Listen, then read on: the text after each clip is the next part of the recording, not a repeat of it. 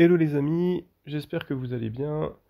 Nouvel épisode, donc comme je l'avais dit la semaine dernière sur tout ce qui est paysage, enfin tout ce qui est paysage, donc il y a deux petits paysages que j'ai réalisés sur iPad Pro avec Procreate et je voulais vous montrer ça parce que j'ai découvert une petite méthode grâce à Guillaume Tavernier que je ne connaissais pas du tout il y a encore quelques mois.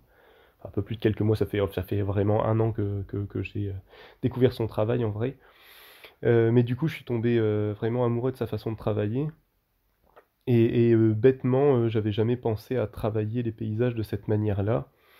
Euh, En fait, moi, voilà, ouais, tout ce que je fais en paysage, moi j'ai une, comment on dit ça, une formation entre guillemets, même si c'est pas une vraie formation, mais plus de peintre. Donc moi, l'idée de faire un paysage, c'est soit de se poser en extérieur, essayer de comprendre un petit peu la perspective, essayer de voilà, ou donner un rendu un peu, ce que moi j'appelle un peu impressionniste, mais dans l'idée, voilà, au lieu de se fixer sur vraiment la perspective du paysage et tout ça, essayer de rendre une touche, une peinture, une atmosphère avec le paysage qu'on va peindre. Mais dans l'idée, du coup, c'est toujours de se rendre un peu en extérieur ou de faire ça d'après photo, mais du coup, d'après photo, on n'a pas la profondeur, ce qui est un petit peu dommage. Et la plupart du temps, je réalisais un peu mes paysages de cette manière-là, ce qui est un petit peu dommage et un petit peu fermé, je m'en rends compte maintenant. Mais j'avais pas du tout cette façon de travailler en tête. Alors, la façon de la travailler, laquelle est-elle? Donc, Guillaume Tavernier est un illustrateur français qui a, de ce que j'ai vu, je vais pas te faire une bio complète du monsieur, hein, qui a l'air d'être un grand monsieur, qui travaille dans le monde du jeu de rôle, le monde du jeu de société, et qui a fait aussi des travaux chez Soleil, Delcourt, de ce que j'ai vu sur sa page. Bref, et moi j'ai découvert vraiment ces illustrations en m'intéressant un peu à tout ce qui est JDR, roleplay et tout ça. Et je suis tombé vraiment amoureux de ces paysages et tout ça. Et au-delà de la maîtrise, il maîtrise clairement son truc. euh, Ce qui est super intéressant, c'est qu'il bosse en ce que j'ai l'impression d'être de la 3D isométrique, c'est-à-dire que on a trois directions, trois axes qui sont représentés et de manière égale. Donc on a souvent ça dans les vieux jeux vidéo, surtout de la PlayStation, de la première génération, où tout est vu un petit peu du dessus, un petit peu en biais. Enfin bref, tu regarderas 3D isométrique, ça se trouve, bon, en fait, vous connaissez tous déjà, et puis je me fatigue à expliquer un truc que vous connaissez déjà, ce qui n'a pas de sens, mais bon. Alors, comme tu peux le constater, en plus de ma fâcheuse tendance à aller dans tous les sens quand je parle, je suis un petit peu enrhumé. Donc je m'excuse hein, par avance, mais du coup, je peux pas faire autrement, je peux pas changer de nez, hein, c'est comme ça. Donc voilà. Donc j'ai découvert ce fantastique travail de monsieur Guillaume Tavernier. Il y a peut-être d'autres illustrateurs hein, qui bossent de cette manière-là, mais moi, mon coup de cœur, ça a été vraiment lui. Et je me suis fait vraiment toute une série de ces illustrations, je les regardais en détail et tout ça, et ce que j'ai beaucoup aimé, au-delà, parce que souvent quand on se trouve devant un paysage, en fait j'ai remarqué que, de mon expérience pour l'instant, soit on a voilà, du paysage qui est hyper bien fait, la perspective est respectée, on a les premiers plans, les seconds plans, troisième plan, et on a vraiment une belle impression de profondeur, c'est du paysage un peu réaliste, c'est super beau, techniquement c'est intéressant, mais de manière générale c'est intéressant, mais moi pour le coup ça m'intéresse pas beaucoup. Parce que je fonctionne pas, enfin maintenant tu vois, si tu suis un peu ce que je fais, tu vois un peu comment je dessine et je fonctionne pas de manière très cadrée dans mon dessin. J'ai une certaine anarchie qui est cadrée, mais c'est quand même un petit peu anarchique et j'aime bien, moi j'aime bien travailler de cette manière-là. Et du coup, voilà, cette façon de peindre les paysages et tout ça, de dessiner les paysages m'intéressait peu.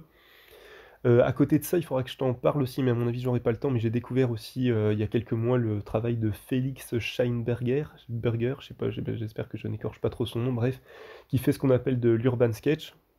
Et là, du coup, l'idée, c'est vraiment de travailler sur le vif et de saisir quelque chose du paysage que tu es en train de dessiner, peu importe si tu dépasses, si les proportions sont pas respectées, si même il n'y a pas forcément d'impression de profondeur. Enfin, j'essaierai de te le mettre aussi en commentaire, en description de la vidéo. Son boulot, il est vraiment impressionnant parce que voilà, il blinde de traits, de couleurs, tout ça, et ça, il y a un rendu qui est vraiment percutant. Il y a une vraie force dans son travail, je trouve. Mais bon, du coup, Voilà, j'avais à peu près ces 2 méthodes-là et puis après, bien sûr, ça c'est blanc et noir et tu as toutes les nuances entre 2. Mais à côté de ça, j'avais jamais pensé au paysage en 3D isométrique et à surtout ce qu'il apporte et c'est aussi pour ça que le travail de Guillaume Tavernier est très intéressant dans le monde du roleplay. Parce que dans le monde du roleplay, tu as besoin de références pour poser une histoire, un cadre, et donc il faut pouvoir se balader quand même dans l'image pour pouvoir raconter une histoire, faire du jeu de rôle, tout ça, ce genre de choses. Si tu connais pas, je t'encourage à aller te documenter là-dessus, c'est super intéressant. Bref, c'est pas le sujet, euh, on s'entre encore une fois. Euh, donc ce qui est super intéressant, c'est que c'est une illustration dans laquelle tu peux te balader, et en effet, d'entrée de jeu, même sans trop réfléchir, toutes les illustrations que j'ai vues de Guillaume Tavernier, je me suis dit, ah putain, c'est génial, tu descends les escaliers, t'arrives là, machin, tu montes, t'arrives ici, tout ça, et t'as vraiment envie de te balader. Et je me suis rendu compte que moi, c'est ce que s'il y a un truc que je veux faire ressentir si je dessine du paysage et tout ça, c'est ce truc-là. J'ai envie que la personne puisse se balader dedans, j'ai envie que la personne puisse s'imaginer, ah, mais qu'est-ce qu'il y a au bout de la ruelle, qu'est-ce qu'il y a, voilà. J'adore cette idée-là, j'adore. Et puis comme je commence à écrire pas mal d'histoires, c'est encore plus intéressant pour moi de partir dans cette idée. Et donc, si je t'explique pas ce que tu es en train de regarder, ça va pas aller. Là, du coup, en fait, c'est une première illustration que j'avais fait dans cette idée-là. Donc, c'est par rapport au tome 4 de Belle Fouette sur lequel je suis en train de travailler. L'illustration date un peu, hein, je l'avais déjà montré sur Instagram il y a quelques mois. Mais du coup, là, j'en fais une vidéo. Je l'avais pas montré en vidéo pour montrer un peu comment je l'ai travaillé. Et du coup, je m'y suis tenté, quoi. Je me suis dit, bon, bah, je vais essayer de travailler un peu de cette manière-là. J'ai essayé de comprendre un petit peu comment Guillaume Tavernier fonctionnait dans sa façon de travailler et comment concrètement on bosse en 3D isométrique. Et donc tu bosses en bloc, hein. Tu fais ta construction de paysage. Donc si tu revois au début de la vidéo, c'est ce que j'ai fait. J'ai essayé de faire des gros blocs pour situer un petit peu l'espace, les différentes pièces. Et puis après, tu les construis au fur et à mesure. Et une fois que tu as tes lignes qui sont quand même bien posées, succinctement, parce que j'ai pas envie d'y passer des plombes, tu peux commencer à travailler, à vraiment bosser ton paysage, ce que tu veux rendre et tout ça. L'avantage là, c'est qu'on est vraiment dans plus quelque chose d'imaginaire, bien que ça pourrait être intéressant de prendre un paysage réel et puis de le retranscrire de cette manière-là. Mais là, le but, c'est quand même de raconter quelque chose et de créer un univers, de créer un truc dans lequel on a envie de se balader. Et donc, comme je suis toujours d'ailleurs dans l'illustration du tome 4 de Belquad, je me suis dit ce serait quand même sympa de tester cette méthode-là et en même temps essayer de faire voilà l'endroit dans lequel va se passer le tome 4 de Belquad, qui est une espèce de caverne un peu souterraine, où le grand conflit de cette quadrilogie va se jouer. Bref, si ça t'intéresse, je mettrai le lien aussi en dessous, sait-on jamais. Et donc voilà, et donc on arrive déjà presque à la fin de la première illustration. Et donc au final, je trouve que c'est encore un peu bancal dans ce que j'ai fait. Après, c'est pas grave parce que moi, l'idée c'était surtout plus pour moi que pour vraiment le présenter. Et du coup, c'était vraiment pour avoir une idée générale de là où allait se passer l'action et comment un peu s'organiser le paysage. J'étais content voilà, du rendu final, de ce que ça donne. C'était vraiment plaisant à faire et ça m'a vraiment réconcilié avec tout ce qui était paysage parce qu'il y avait quelque chose de beaucoup moins laborieux et beaucoup plus jouissif, beaucoup plus intéressant à dire bah là je vais faire ça. Et puis si tu as bien regardé l'illustration, je l'ai construite vraiment au fur et à mesure où j'ai rajouté des pièces et tout ça. Chose qui est un petit peu plus compliquée quand tu bosses d'après une photo ou tout ça, où tu te fixes vraiment sur la photo et t'ajoutes pas des choses. Donc là, l'idée était sympa et de pouvoir travailler de cette manière-là. Du coup, j'ai enchaîné sur un deuxième paysage et lui un peu plus réfléchi, un peu plus euh, travaillé, beaucoup plus travaillé, où j'avais une idée depuis un moment d'un espèce J'imaginais un espèce d'abri, tu sais, où voilà, t'es sur une plaine d'herbe, il y a un arbre et tout ça, et en fait, il y a des planches, et quand tu ouvres les planches, bah, tu te rends compte qu'il y a un accès souterrain. Bref, j'ai m'étais imaginé tout un truc comme ça, et je me suis dit, bah, essaye de le poser en image pour voir un petit peu ce que ça donne, et si tu t'en sors. Et je suis content parce que j'ai l'impression d'avoir déjà beaucoup plus progressé avec cette illustration-là. En tout cas, tu vas voir au niveau de l'ancrage au noir et tout ça, j'ai travaillé un peu plus finement, j'ai essayé de rentrer dans le détail, mais pas non plus de trop charger le dessin. Je le trouve encore un peu chargé, mais bon, mais voilà. Et par contre, c'est surtout au niveau de la couleur que je me rends compte maintenant, parce que cette illustration, je l'ai réalisée aussi il y a quelques mois, et je ne l'avais pas présentée pour l'instant. Et je me rends compte que le rendu est beaucoup trop chargé pour qu'on s'y perde, dans le sens où pour qu'on s'y balade et tout ça, on comprend, enfin j'ai l'impression en tout cas qu'on comprend bien ce qui se passe et comment chaque pièce est reliée, et ce qui se passe dans chaque pièce à peu près, mais j'ai quand même l'impression que c'est encore fort chargé au niveau de la couleur. Donc il faudra que j'essaye d'en refaire un. De toute façon, je vais pas lâcher cette méthode-là parce qu'elle me plaît vraiment. Et j'ai vraiment énormément de plaisir à dessiner de cette manière-là. Là, encore une fois, j'ai fait donc les 2 paysages que j'ai faits, sont vraiment des paysages, imaginés. Il faudrait que je fasse un test avec un paysage réel et du coup, ça serait intéressant parce que ça supposerait de prendre ce que tu vois et d'essayer de le comprendre en 3D, d'essayer comme si tu tenais, tu vois, je vais dire une bêtise, un bâtiment, un truc, tu le prends et tu le vois dans ta main et tu le mets en 3D isométrique et tu essayes de le cadrer et de le redessiner de cette manière-là pour, j'ai l'impression en fait que ça t'aide vraiment à comprendre ce que tu dessines. C'est vraiment ça. Au-delà, moi ce que j'aimais bien c'était, dans la façon dont je travaillais les paysages avant, c'était l'espèce de construction et déconstruction à faire des touches de peinture, à faire juste des petits traits qui ont pas forcément lieu d'être là, mais qui sont quand même là. Donc je continue un petit peu de travailler de cette manière-là parce que je la trouve sympa aussi. Mais là, je trouve que c'est beaucoup plus intéressant parce que tu construis vraiment ton paysage. Tu es vraiment dans une optique de dire: «Bah, attends, si», une cohérence de l'illustration et tu dis: «Bah oui, bah si là il y a des marches, tu peux pas faire des marches de 15 mètres parce que là on peut pas descendre. Si là on arrive au niveau de l'eau, bah il faut que ce soit boueux, il y a beaucoup moins de lumière». Donc en fait, ça te fait vraiment réfléchir naturellement en fait à tout ça. C'est ça que j'ai trouvé sympa, c'est que tu pas dans un truc où à la fin tu vas dire: «Ah merde, j'ai oublié ça». Non, tu es obligé de l'avoir en tête tout de suite parce que tu es en train de le construire dans ta tête. Bon, encore une fois, je vais arrêter, tu as bien saisi ce que je voulais dire. Hem Donc aussi là, c'est plus par rapport aux vidéos, mais du coup j'hésitais à comment j'allais te présenter ça.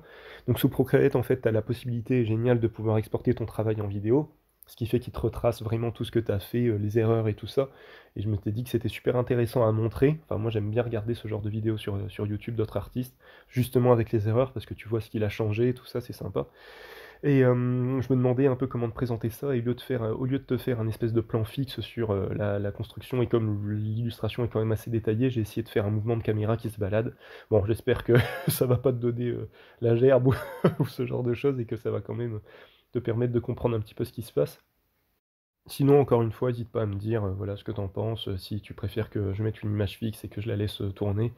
Mais là, comme il y a des tu vois, là, je suis en train de reculer sur l'image et je me rends compte qu'il y a quand même des petits traits, que si tu recules trop, tu les vois pas et au bout d'un moment, tu as juste l'impression d'avoir une image fixe qui se construit pas, sous tes yeux. D'où le mouvement de caméra. Donc voilà, ce que je voulais te présenter. Et je trouve aussi cette méthode super intéressante parce qu'au final, t'as pas besoin de savoir bien dessiner, tu as juste besoin d'avoir une imagination un peu débordante.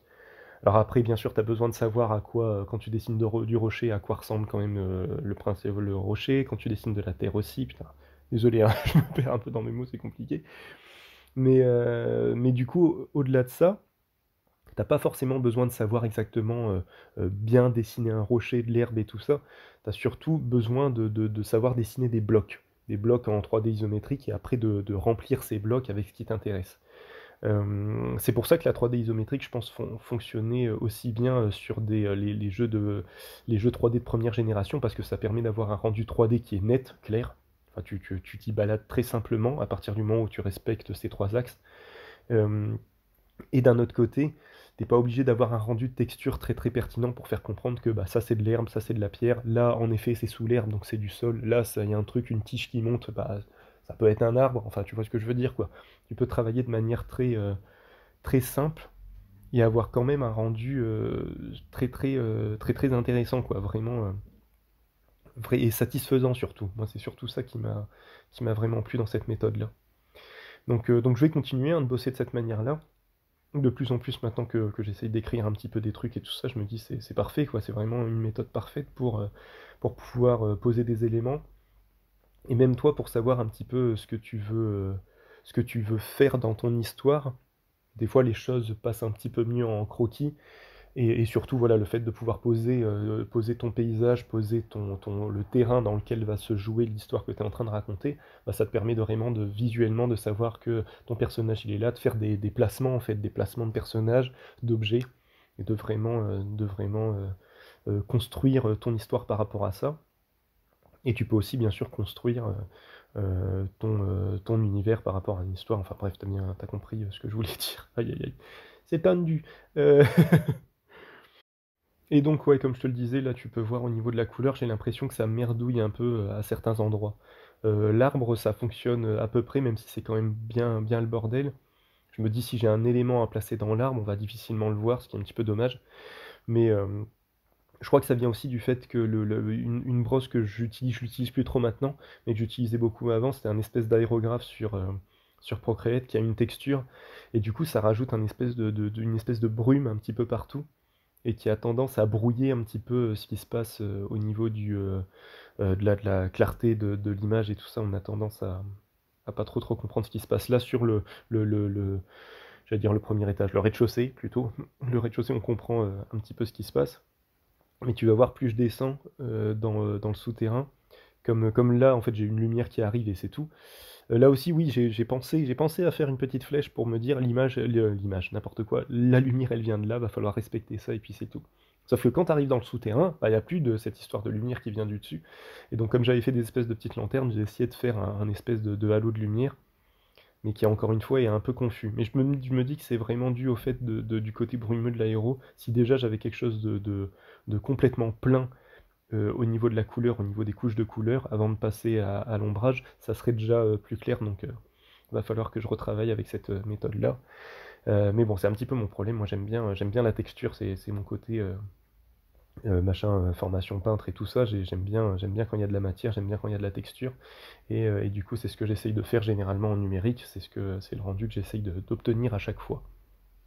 Je veux avoir tous les avantages du numérique, du digital et tout ça, mais tout en ayant ce que j'aime dans le traditionnel, la texture, le coup de pinceau, le côté un peu hasardeux de certaines brosses, voilà, quoi, le trait qui part un petit peu en cacahuète de temps en temps, j'aime bien ce rendu-là. Enfin voilà, donc bah, j'espère que cette vidéo, encore une fois, t'aura apporté quelque chose. T'as vu, j'ai fait plus court cette fois-ci, hein.